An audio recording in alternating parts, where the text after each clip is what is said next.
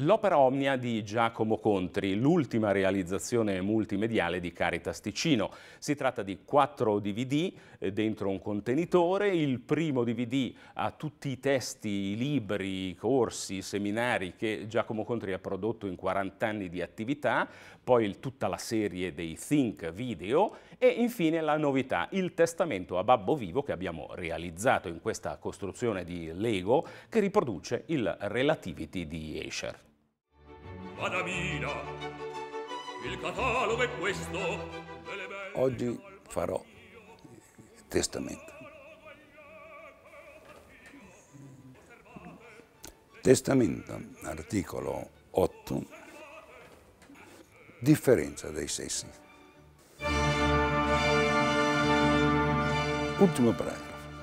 Potrei intitolarlo Sessi, meglio sarebbe dire differenza dei sessi. Anche perché quando l'accento venga posto sulla differenza, tutti i dibattiti sul gender diventano non interessanti, non rivolgenti, non innovatori.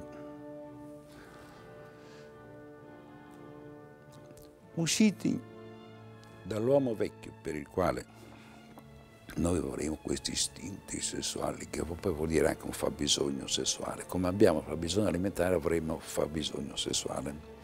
Per questo Freud e i suoi colleghi d'università a medicina, mediamente persone abbastanza colte, si divertivano con un detto latino, chissà che si era inventato, che il medico avrebbe dovuto scrivere sul ricettario come consegna alla paziente isterica, e la consegna alla paziente isterica seguiva l'idea appunto di un fabbisogno sessuale ed era la scritta coitus normalis dosim repetatur, che ripeta a giuste dosi il coito normale, allora starà bene. Me li vedo rotolarsi da ridere questi studenti di medicina. Erano dei veri goliardi, capivano come mettere in ridicolo una cosa buttandoci lì anche quel dosim che proprio in latino non ci sta. Fuori dall'idea del fabbisogno sessuale, a parte che ci sarebbe qualcosa da ridire anche sul fabbisogno alimentare, è falso che noi mangiamo per fabbisogno, l'anoressia mentale è lì a dimostrarci che è rigorosamente falso che mangiamo per bisogno. Tant'è vero che il fabbisogno alimentare di sali, eccetera, l'avrebbe anche lei, ma preferisce lasciarsi crepare di fame. In questo senso potremmo dire che l'anoressica è l'avvocatessa delle cause perdute.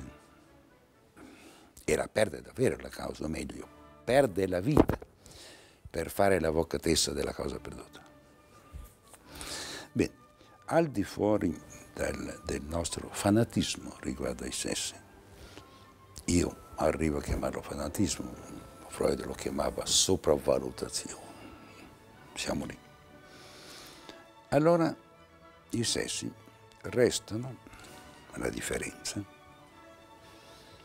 restano anzitutto, per il resto cioè se la vede ciascuno, senza che nessuno gli soffi sul collo, restano in una funzione di rappresentanza.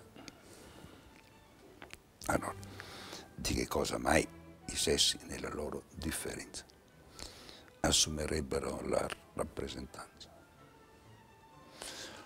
Assumono la rappresentanza di quello che io prima ho chiamato modus recipientis, c'è uno che riceve, che si lascia fecondare, insomma. Mangio il tuo mattone.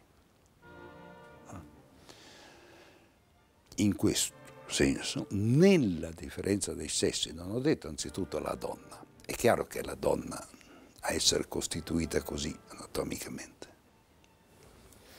quindi nella funzione ricettiva nel senso più materiale della parola, c'è un corpo che penetra in un altro corpo. Ma la funzione recipiente tanto che poi si parla di recipiente chiuso, ma recipere non richiama anzitutto il contenitore, con quella metafora idiota che sapete benissimo tutti riconoscere. Il recipere è anche benissimo rappresentato dal recipere della terra nei confronti del seme. Solo che, diciamo così, io qui sto parlando di un seme che sarebbe capacissimo di rovesciare i suoi rapporti, diventare lui la terra e la terra che fa il lavoro del seminario. Per questo mi piace molto fare i seminari. Al seminario si semina. Ecco, in questo senso la differenza dei sessi assume la rappresentanza di tutto il modus recipiendis di tutti coloro che sanno essere o avere un partner. Il che vuol dire che se proprio vogliamo, in questa rappresentanza che la differenza dei sessi assume di ogni partnership, se vogliamo valorizzare lessicalmente la parola femminile, ebbene, nella produzione di pensiero,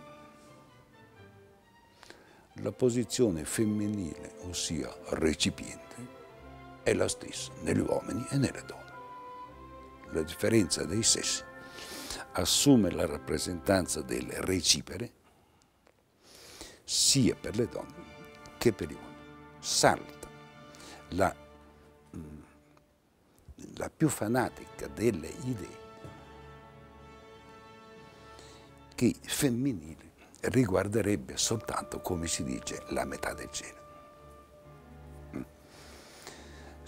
Anzitutto nell'operazione di pensiero, nell'operazione intellettuale che riguarda tutti 24 ore su 24, anche nel sonno.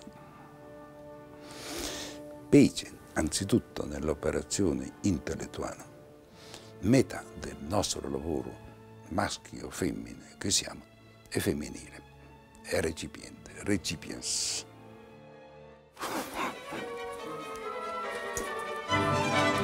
C'era un filologica.